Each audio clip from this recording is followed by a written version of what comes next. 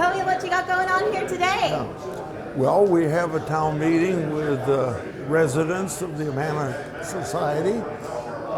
This is the second meeting today. I started out in Grinnell with a small business working group.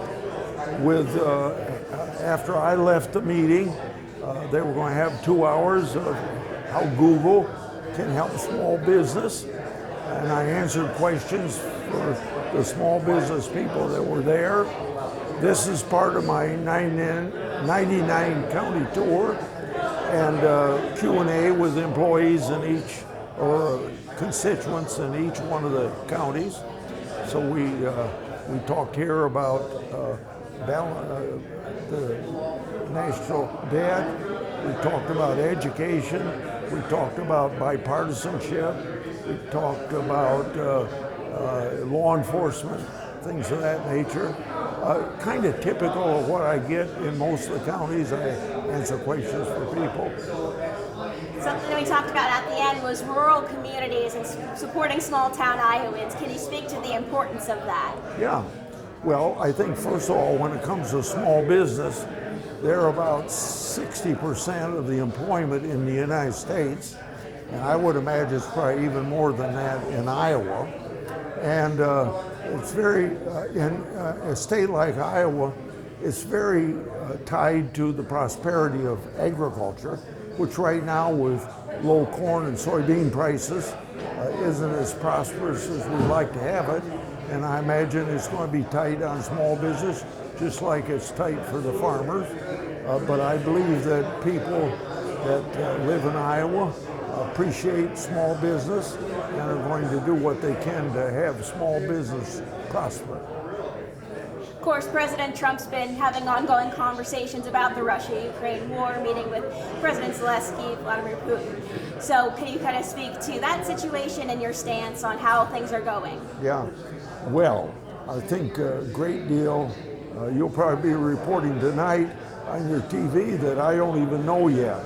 But it's very important that the meeting that Trump's having with Zelensky and other European leaders, that we have a united front. I think that's very, very important. And I think it's very, very important that both America and European friends of Ukraine will allow Ukraine to negotiate this peace treaty.